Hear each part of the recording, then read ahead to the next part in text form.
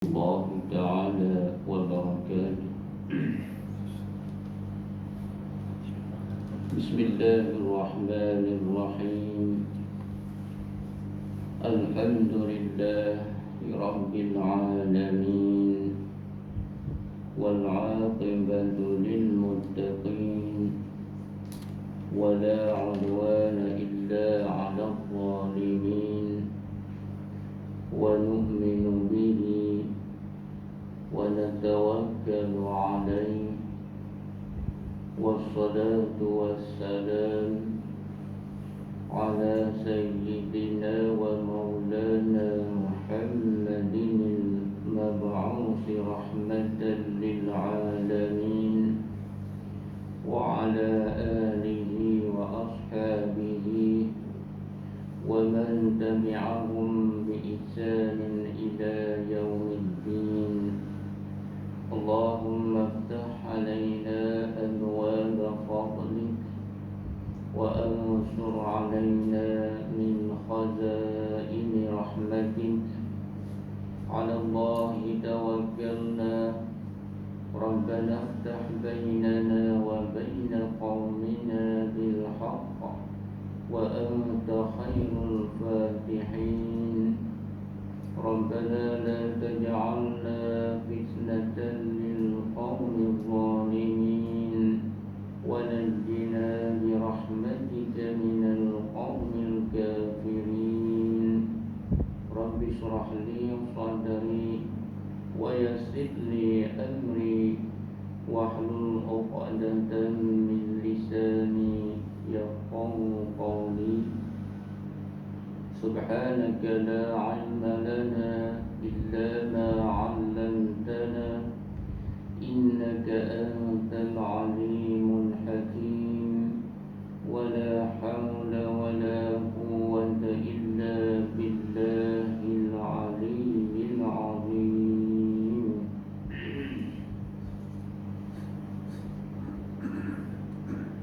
Yang saya hormati kepada tuan-tuan, hadirin hadirat, as-shaimin dan as-shaimat yang dirahmati oleh Allah Subhanahu wa taala.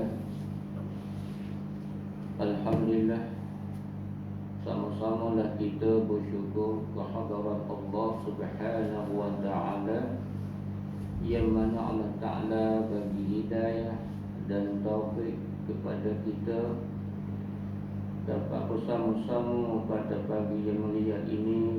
Kita boleh bertaat kepada Allah, kita dapat solatkan subuh, menunaikan ibadat fardu kepada Allah. Dan Alhamdulillah, sama-sama juga kita bersyukur kepada Allah, yang mana Allah Ta'ala bagi nikmat sihat, selamatnya kita, segarnya kita, dapat kita boleh buat doa kepada Allah. Dan sama-sama juga kita bersyukurkan kepada Allah, yang mana Allah Ta'ala melanjutkan umur kita lagi, dapat kita berada di dalam bulan Ramadan Al-Mubarak, yang telah kita maklum bahawasanya satu bulan yang sangat-sangat lebih yang Allah Ta'ala membagi kepada umat Nabi Muhammad sallallahu alaihi wasallam dari segi segala amal ibadat yang telah kita mengerjakan dalam Ramadan ini. Sangat-sangatlah lipat ganda yang Allah nak bagi kepada kita ganjaran yang sangat-sangat banyaknya. Sebab itulah kita sama-samalah merebutkan masa yang mana Allah Ta'ala bagi peluang kepada kita lagi, dapat kita berada dalam bulan Ramadan ini. Ialah kita mengisikan masa dengan segala bagai-bagai amal ibadat. Semoga segala amal ibadat yang kita dapat mengerjakan di dalam Ramadan ini sebagai menjadikan bekal untuk kita membawakan diri kita akan dapat selamatkan daripada azab Allah Subhanahu wa taala pada ketika kita berada di alam barzakh, dan seterus kepada alam akhirat nanti. Alhamdulillah kita masih hari ini boleh dikatakan 17 Ramadan. Maknanya tak lama Ramadan akan nak tinggal dah kita ni. Tak lama Ramadan akan nak tinggal dah kita. Sebab itulah sama-sama dah kita membanyaklah segala amal-amal ibadat. Dan sebelum daripada Ramadan nak tinggal kita ni. Dan telah kita maklum bahawasanya 17 Ramadan ini adalah nuzulul Quran, iaitu yang Allah Ta'ala menurunkan akan Al-Quran kepada Nabi kita Muhammad sallallahu alaihi wasallam, iaitu 17 Ramadan Allah akan menurunkan Al-Quran pada Lauhul Mahfuz, kemudian dengan berasul-asulkan malaikat Jibril alaihi salam bagi tahu kepada Nabi kita dengan caranya berasul-asul sehingga sampaikan dan seterusnya Nabi kita wafatnya. Oleh itu munasabahlah yang dan kita beradakan dalam nuzulul Quran, sama-samalah kita ambil tahu tentang kelebihan Al-Quran, yang mana telah kita maklum bahawasanya Al-Quran ini adalah selebih-lebih ibadat, nisbah ibadat lisan, ibadat yang melaluikan akan lidah, yang lebih afdal sekalinya iaitulah Al-Quran. Sebab Al-Quran kalamullah, tak samakan dengan zikir-zikir yang lain. Oleh itu sama-samalah kita menjagakan Al-Quran dan sama-samalah kita beramalkan dengan Al-Quran. Sama-samalah kita menjadikan Al-Quran sebagai teman kita yang sejati dalam hidup kita. Oleh kerana di antara amalan Al-Quran itulah satu amalan yang nak membawakan kita dalam teman pada masa kita beradakan di alam kubur. Tidak ada teman kita yang sejati, yang mananya sunyinya kita pada ketika kita beradakan di alam kubur. Maka di antara amalan yang asbab bagi kita hilangkan daripada sunyi sebagai menjadikan kawan yang rafiq untuk kita, yang sejati untuk kita, iaitulah amalan Al-Quran. Dan juga amalan Al-Quran ini juga menjadikan syafaat pada ketika kita beradakan di alam kubur. Maknanya pahala ganjaran Al-Quran yang telah kita bacakan ke alam dunia ini, dia akan jadi syafaat. Dia akan dapat syafaat, dapat tolongkan kita daripadanya azab Allah pada ketika kita beradakan di alam kubur nanti.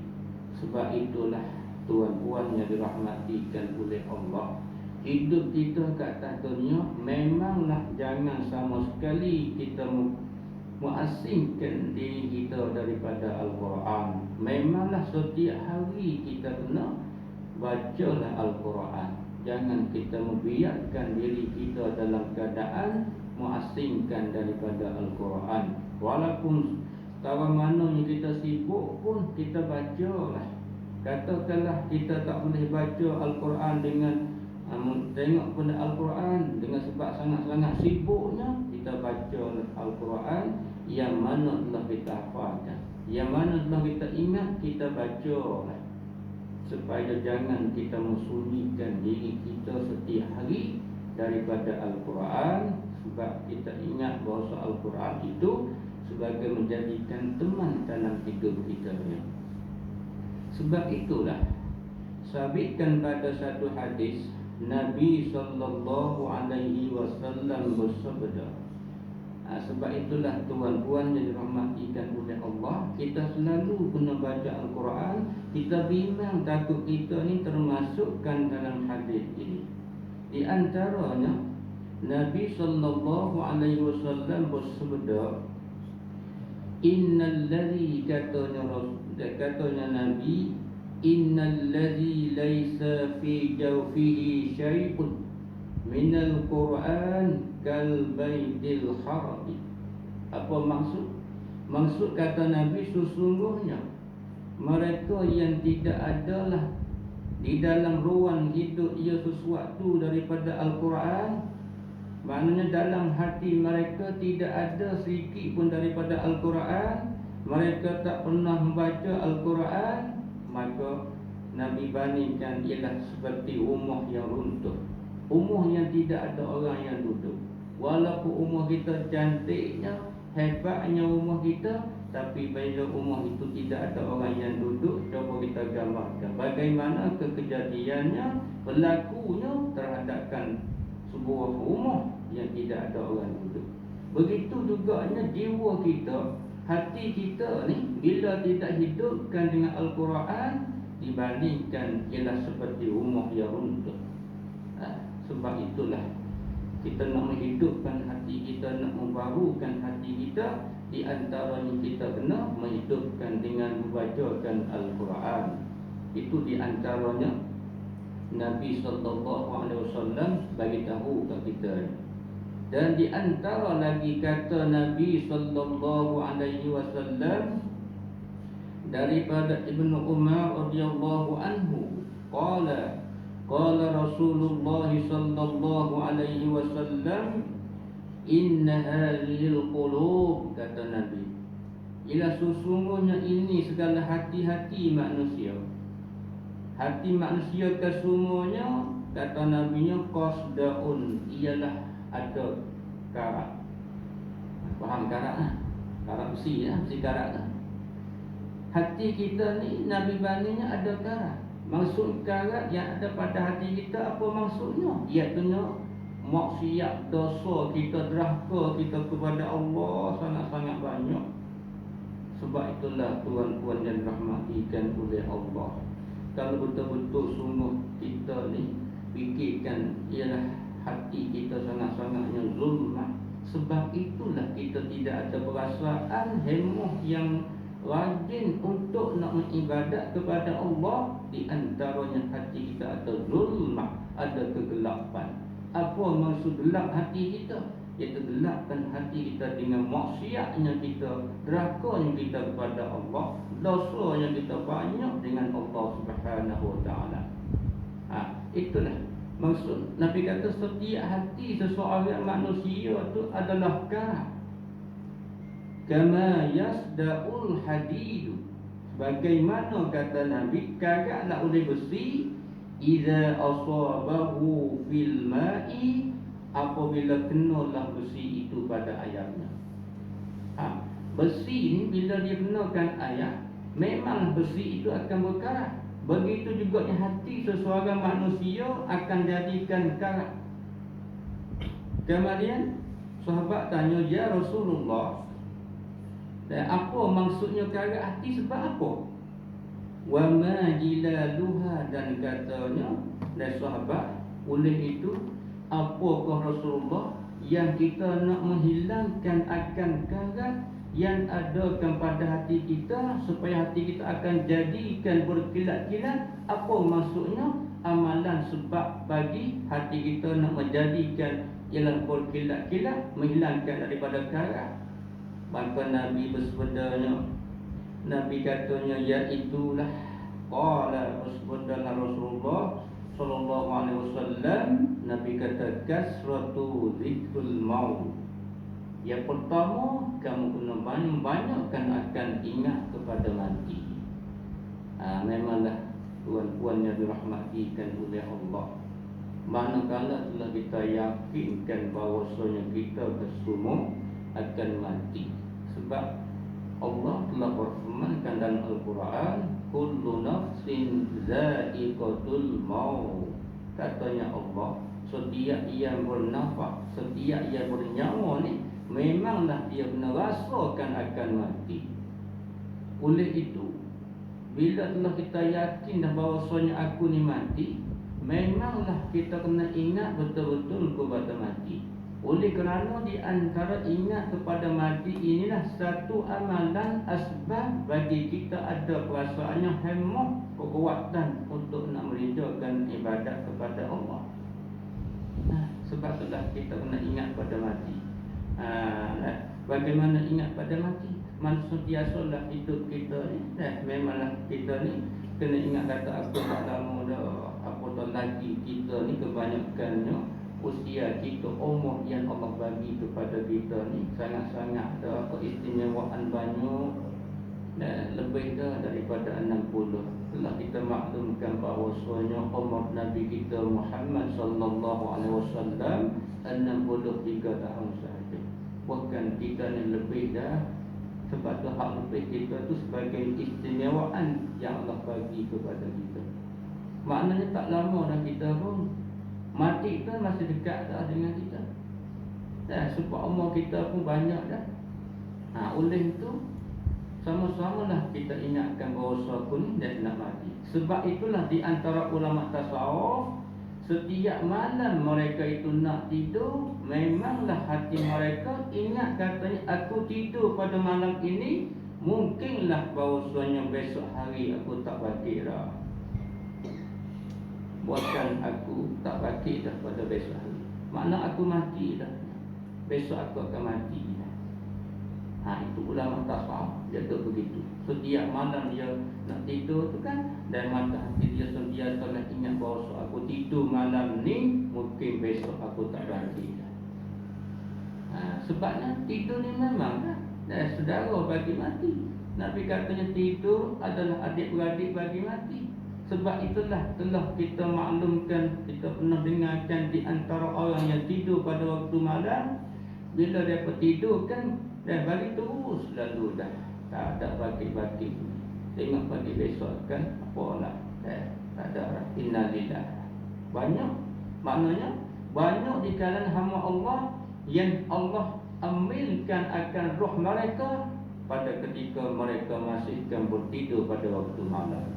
Sebab itulah ulama tasawuf yang ajarkan kita, bila kamu nak tidurkan pada waktu malam, kamu kena ingat bahawasanya mungkinlah esok ni, besok aku ni tak bangkit dah. Mungkin bahawasanya aku tidur malam ni sebagai tidur yang kali yang last, kali yang terakhirkan untuk aku.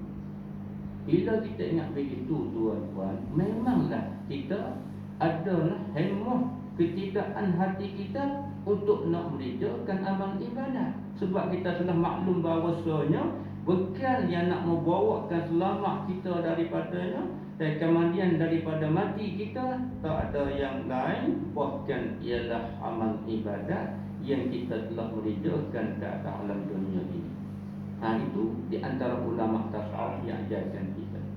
Kita dah cita-citanya besok ni nak bangkit pula. Sebab itulah kita ni ada aturkan siap-siap dah. Besok kita nak kerja apa-apa ke semua telah kita aturkan. Sebab kita azam bahawasanya esok ni, besok hari aku akan bangkit pula. Sebab itulah bila kita kata kita lama lagi nak mati, itulah asbab bagi kita tu ialah menjauhkan daripada dan mengerjakan akan amal ibadat. Oleh itu di antara nak mengkilatkan hatinya, kata Rasulullah, iaitu kamu kena membanyakkan akan zikrul maut. Kita kena banyak ingat ke mati. Satu. Yang dua pula kata Nabi, di antara kamu nak mengkilat, menurunkan, mencahayakan akan hati-hati kamu, iaitu dengan watilawatul Quran. Dan selalulah kamu kena bacakan Al-Quran.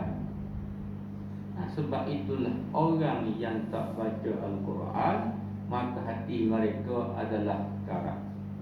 Kalaulah kita nak bagi berkilat-kilatkan hati kita, memanglah setiap hari kita kena bacalah Al-Quran, barulah hati kita ada berkilat-kilat. Maksud berkilat-kilat hati ini, maknanya bila hati kita ni ada cahaya, maka ketika itulah kita ada perasaan cintanya kita, hemahnya, rajinnya kita untuk nak mengerjakan taat kepada Allah. Sebab hati kita tu berkilat-kilat. Sebaliknya, kalau hati kita tu zulmah, karaknya, gelapnya hati kita, maka ketika itulah jadi ada kuasaannya, ialah gelap malahnya kita nak merjakan segala amal ibadat. Sebab itulah Al-Quran jangan sama sekali kita tinggalkan. Apatah lagi pada masa kita hidup ni, Allah Ta'ala bagi hidup kita dalam Ramadan. Itulah kita maklum sangat-sangat banyaknya amalan yang kita beramalkan dalam Ramadan. Maka janganlah kita tinggalkan sama sekali. Banyaklah kita membacakan Al-Quran. Masa yang kosong untuk kita isilah Al-Quran. Bila kita tahu bahawa Al-Quran itu akan menjadikan ialah syafaat untuk kita kemudian daripada kita kembali kepada rahmatullah subhanahu wa ta'ala. Dan begitu juga kita kena ingat bahawasanya ialah Al-Quran ada lebih, dan juga orang yang hafal akan Al-Quran itu ada juga lebih. Di antaranya, dan Nabi SAW bersabda, maksudnya kata Nabi, barang siapa membaca Al-Quran, siapa-siapa yang baca Al-Quran, siapa-siapa dia yang menghafal Al-Quran, bila dia hafalkan Al-Quran, sudah dia ingat dah Al-Quran, maka dia beramallah dengan apa perkara yang disebutkan dalam Al-Quran, daripada perkara yang halal dan juga perkara yang haram. Maka kata Nabi, orang itu akan masuklah syurga Allah Subhanahu wa ta'ala. Dan orang ini juga dia akan dapat syafaat kepada ahli keluarga dia, hingga sampai kepada 10 orang daripada ahli keluarga dia yang wajib mereka itu akan neraka Allah. Maka di antara ulama berdalilkan hadis inilah, di antaranya orang-orang yang belajarkan Al-Quran, di antara tahfiz. Budak-budak yang dah hafal Al-Quran itu ada manfaat besar, syafaat besar. Di antaranya daripada dapat syafaatkan mak bapak. Yang paling kurangnya ialah anak-anak orang yang menghafal Al-Quran, memanglah anak-anak dia dapat syafaat kat dia. Kemudian daripada mati, di antaranya anak yang dapat syafaat kepada ibu bapa, iaitu anak yang selalulah mereka beramalkan dengan Al-Quran. Di antaranya anak yang hafalkan akan Al-Quran. Itu kelebihan di antara Allah bagi kepada orang yang ada anak, dan juga dia hantarlah anak dia kepadanya, tahfiz kepadanya, dan tempat-tempat yang menghafalkan Al-Quran. Sebab mereka itu akan dapat syafaat kepada mak bapak dia, kemudian daripada mak bapak dia telah kembali ke rahmatullah. Itu di antara kelebihannya. Sebab itulah tuan-tuan jadi rahmatikan oleh Allah, janganlah sama sekali kita melihatkan diri kita, mengasingkan diri kita daripada Al-Quran. Sebabnya sangat-sangat banyak kelebihannya. Banyak-banyak kelebihan. Oleh itu sama-samalah kita membanyakkan beramalkan membaca Al-Quran. Dan bila telah kita faham dah katanya kelebihan Al-Quran sangat-sangat banyak lebih, maka Al-Quran ni dia ada. Tak sama dengan zikir. Zikir ini ikut kita lah, nak baca ketika mana pun boleh. Dan ketika kita qiyam pun boleh nak baca zikir, ketika kita nak tidur pun boleh kita zikir, ketika kita berjalan pun boleh kita berzikir. Tetapi Al-Quran sebagai kalamullah tidak boleh kita bacakan, tak tahu ke mana hal tak boleh. Bahkan kena ada adab dia. Oleh itulah di antara ulama menyebutkan adab yang kita nak baca Al-Quran, apanya adab dia. Di antaranya adab dia katanya memanglah kamu kena mengambilkan wuduk. Kita nak baca Al-Quran, memang kita kena ambil wuduk. Maknanya wuduk memang kena ada kat kita. Jangan kita baca dalam keadaannya tidak ada wuduk. boleh baca, tapi adab dianya kena ada wudu. Apa sebab? Sebabnya Al-Quran yang kita baca dalam keadaan tidak ada wudu dengan ada wudu itu ganjaran yang Allah bagi kat kita tak sama. Tak sama.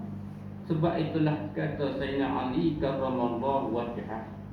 Kata Ali nya, maksudnya barang siapa membaca Al-Quran dalam keadaannya dia baca Quran dalam solat, maka satu huruf dapat ganjarannya 50 pahala, 50 kebajikan. Allah, tuan-tuan yang dirahmatikan oleh Allah, banyak sangatlah kelebihan Al-Quran Allah bagi kepada mereka yang dapat membacakan. Satu huruf yang mereka bacakan dalam solat 50 kebajikan. Cubalah kita renungkan. Nah, banyak mana yang kita nak bacakan dalam solat tu. Apatah lagi yang boleh kita solat, apatah lagi sekarang kita boleh buat solatkan tarawih, dan bahkan setiap malam kita boleh buatkan solat tarawih dengan kita membaca Al-Quran satu juzuk. Allah, yang ni Masya Allah, banyak sangat kelebihan. Nah, sebabnya satu huruf tu 50 kebajikan. Cubalah tuan-tuan gamalkan. Kita bacakan satu juzuk, Allah, banyak mana Allah bagi kepada kita. Lagi pula kita baca satu juzuk dalam bulan Ramadan, bukan bulan lain. Satu juzuk yang kita bacakan dalam solat, kita baca pula dalam bulan Ramadan, Allah, yang lipat-lipat ganda yang Allah bagi ganjaran kepada kita. Itu kelebihannya. Sebab itulah Nabi SAW, beliau telah membaca Al-Quran dalam solat. Terkadang satu surah sahaja rakaat ayat pertama. Surah Al-Baqarah beliau bacakan dalam solat, rakaat ayat pertama habis surah Al-Baqarah satu rakaat saja. Tuan-tuan, memang kita tahu je surah Al-Baqarah ni panjang kan? 286 ayat semua. Kalau kita tengok juzuk, dua juzuk lebih. Itu Nabi bacakan pada rakaat yang pertama ya. Sebab itu juga kita pernah dengar bahawasanya Nabi ni pernah bekak kaki. Pasal apa Nabi bekak kaki? Sebab apa?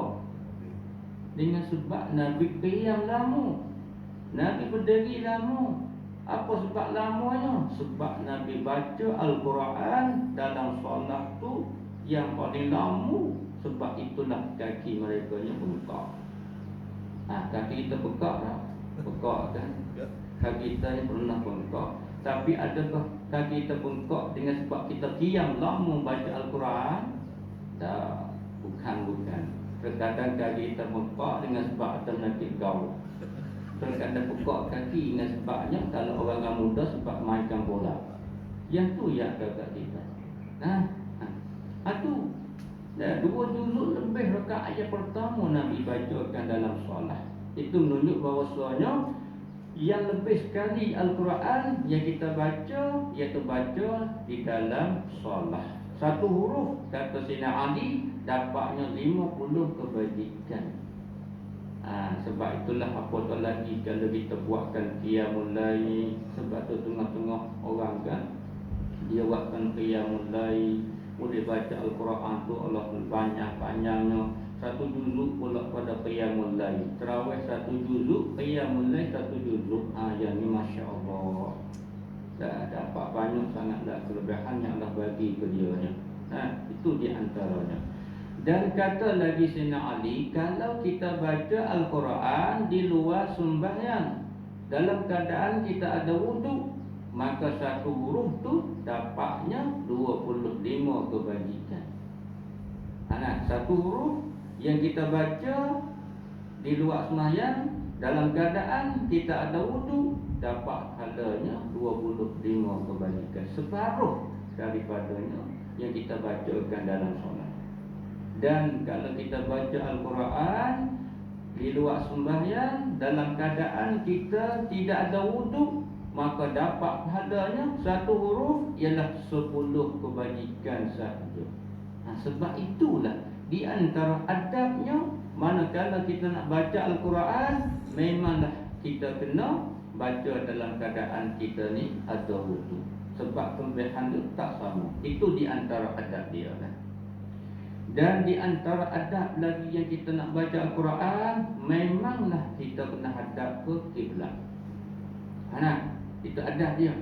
Baca kalaan pun boleh, nak hadap kalaan pun tak ada apa. Bukan kata tidak boleh hadap kalaan dah, boleh. Tapi kalau kita baca Al-Quran, serta kita hadap kepada kiblat, itu dapat satu kelebihan yang lain pula. Sebab tu kita kena ajar pada kita baca Al-Quran, memanglah kita hadap kiblat. Itu satu adab dia lah. Dan di antara pula kita baca Al-Quran ni, ialah memang kita baca janganlah terlalunya cepat dan berbuku-gapuh. Itu jangan-jangan. Dan kita kena ingat, sebab Al-Quran kalamullah. Bila kita baca tak betul, itu dapat dosa pula lah.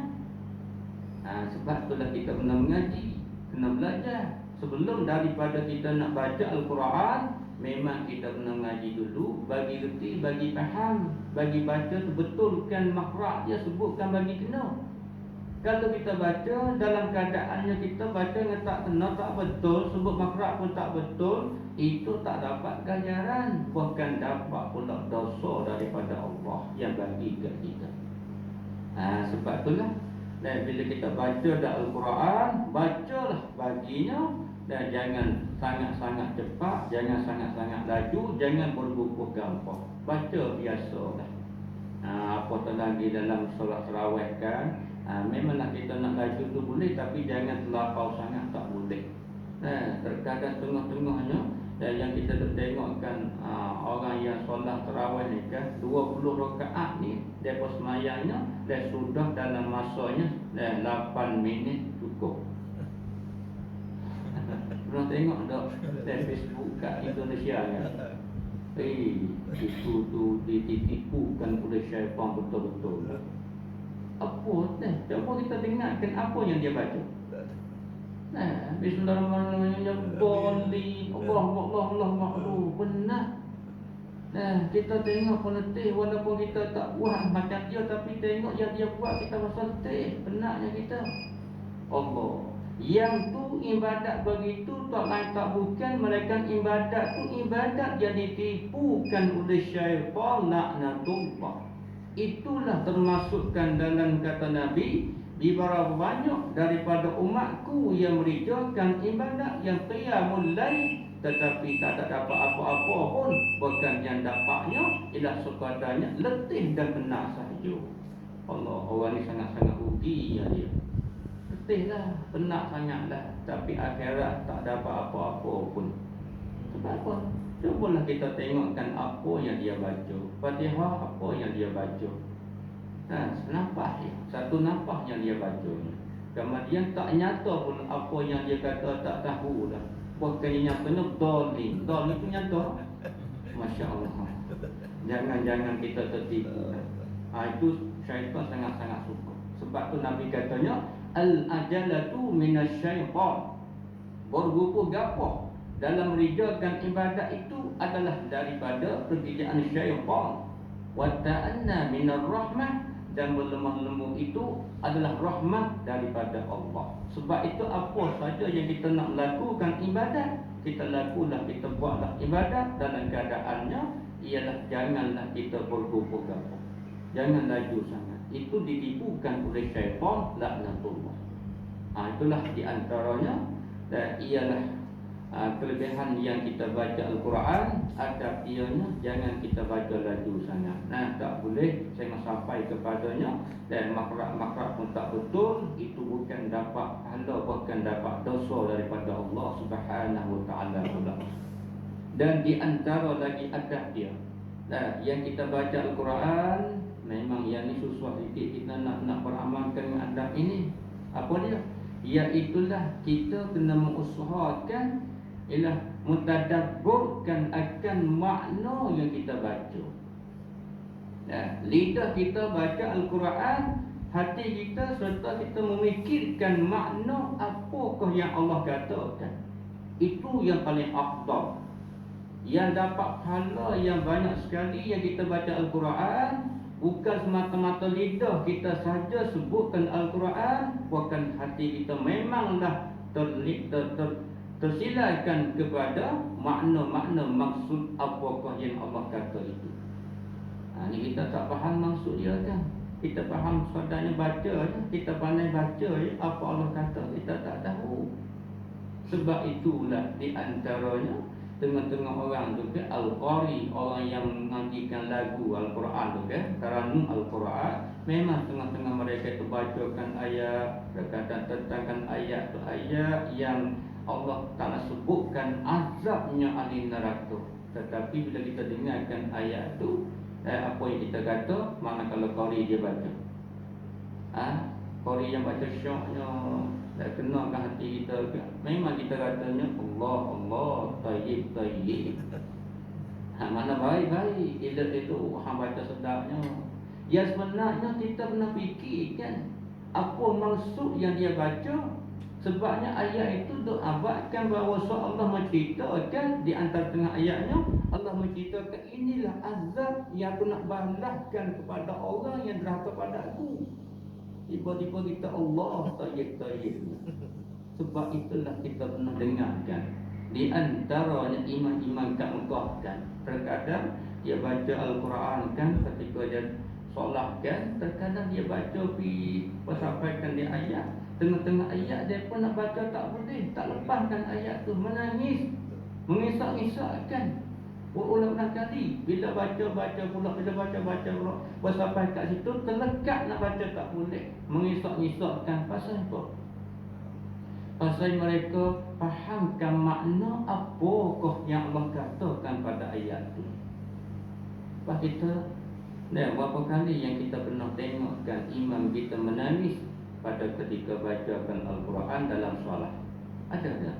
Tak ada. Bahkan yang adanya syok lah, kita dengar ke dan iman syok menguat. Tapi menangis tak ada.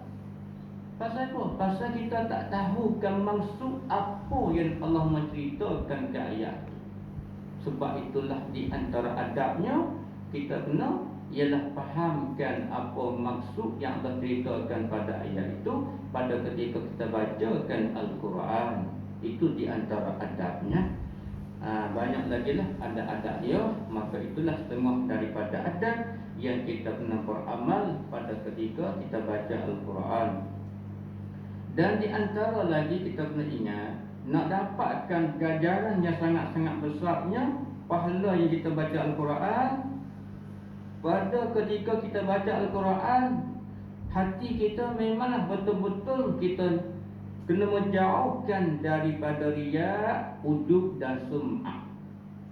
Yang ni memang kita kena jaga baik-baik tuan. Nak dapat ganjaran bukan senang-senang. Dan hati pun memang kita kena jaga. Pada masa baca Al-Quran, baik-baik kita jaga hati. Jangan kita menunjuk pada orang. Jangan kita tunjuk kata aku ni suaranya baik, suara eloknya aku ni rajin baca Al-Quran. Bila hati adakan niat begitu, ada ingatan dan begitu, maka ganjaran pahala yang kita baca itu tak dapat. Bahkan betul-betul kita kena niat, ikhlaskan hati aku ni ketika aku baca Al-Quran semata-mata kerana Allah, bukan kerana orang tengok kata aku ni rajin kan. Bukan. Aku baca Al-Quran, ikhlaskan hatiku kerana Allah. Itulah baru dapatkan ganjaran yang sangat-sangat besarnya di sisi Allah Ta'ala. Allah akan bagilah kepada kita. Itu di antara adab-adab dia kan. Oleh itu, yang paling kurangnya kita ni kena ingat Al-Quran. Ini memanglah kena hafal. Walaupun kita ni bukan budak hafiz, budak tahfiz, kita ni orang tua kan, tengok orang kata saya tak kuasa, tak mampu nak hafal Al-Quran sebab saya umurnya dah 60 dah, 70 dah. Biarlah. Kalau tak mampu nak hafal Al-Quran, yang paling kurang kita kena ingat Al-Quran ialah daripada surah Ad-Duha, Wad-Duha kan, hingga sampai kepada surah An-Nas. Yang paling kurang kita kena ingat. Biarlah yang lagi kita susah nak apa tak ingat, tapi ingat surah yang paling kurang kita kena ingat, yang mesti setiap orang kena ingat, iaitulah permulaan daripada wadduha hingga seterus kepada qul a'udzu birabbin nas. Sebab itulah surah itu dari tengah ulama yang panggil ayat lazim.